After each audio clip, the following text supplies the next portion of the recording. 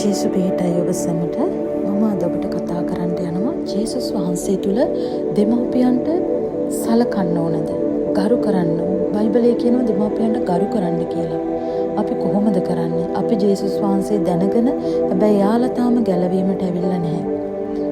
එකම දෙයක් කියනවා. දෙමව්පියෝ හරි වුණත් වැරදි වුණත් ඔබගේ උපතේ ඉඳන් දෙමව්පියෝ ඔබට වැරදි කරලා ඇති.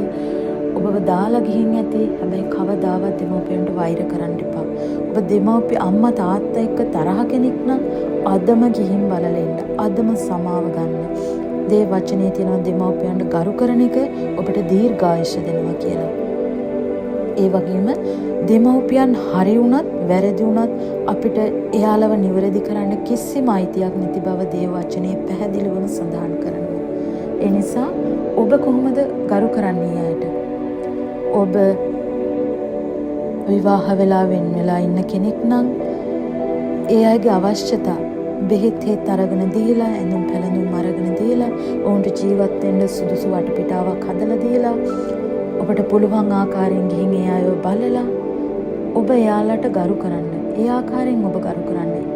නිතරම හොයලා බලලා ඒ අයගේ අවශ්‍යතාව ඔබට දැනෙනවා. ඒවා ඔබ ගිහින් මේ දේවල් කරලා දීලා ඒ වගේ ඔබ දෙමව්පියන්ට ගරු කරන්න. එයාලව අතාරින්න එපා කවදාවත්. ඒ අය ජේසුස් වහන්සේ දන්නේ නැත්තම් ඔබ ජේසුස් වහන්සේ ගැන කියන්නේ නැතුව බලවත් සභාවකට එක්කයි යන්න. ඒ තුලින් ඒ පරිසරය වෙනස් වෙනවා. ඔබට නිර්භීතකම තියෙනවා. උන්වහන්සේ ඔබට බය අඩුකමේ ආත්මයක් නෙමෙයි. ප්‍රේමයේ හික්මවීමේ ආත්මයක් ඔබ ඇතුලේ තියෙන්නේ. යාඥා කරලා ගිහලා දෙමව්පියන්ට කතා කරන්න. ඒ අය ජේසුස් වහන්සේ පිළිගන්නවා.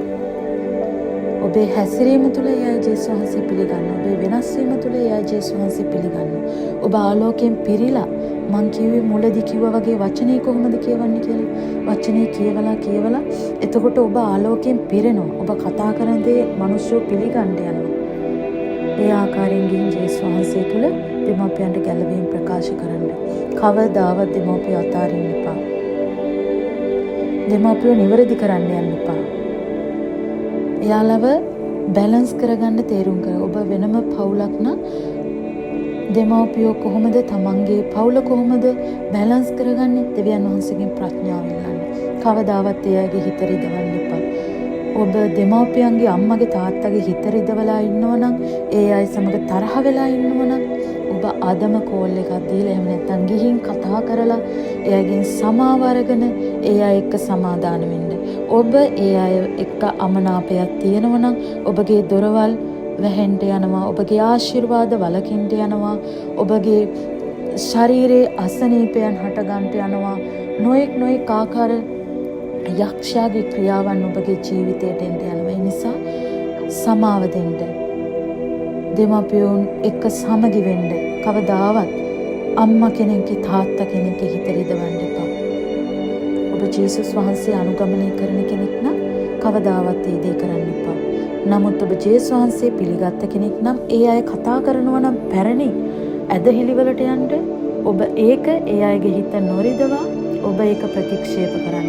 ඔබට වැඩක් තියෙනවා. ඔබගේ දෙයක් ඒ ආකාරයේ ඒ දේවල්ට සහභාගී නොවී. මොකද ඔබ ජේසුස් වහන්සේ පිළිගත්තා නම් ආය නැවත රූප නමස්කාරයට යන්න බෑ.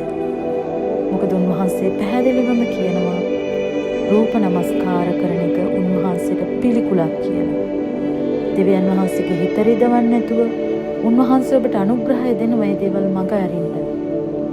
ඒ නිසා ඔබගේ අම්මා තාත්තා ආදරෙන් බලා ගන්න. ජේසුස් වහන්සේ විපාකයේ ඔබට දීර්ඝායුෂනුත් සම්පත්වලනුත් නිරෝගීකමනුත් සියල්ලෙන් ආශිර්වාද කරන්න යනවා.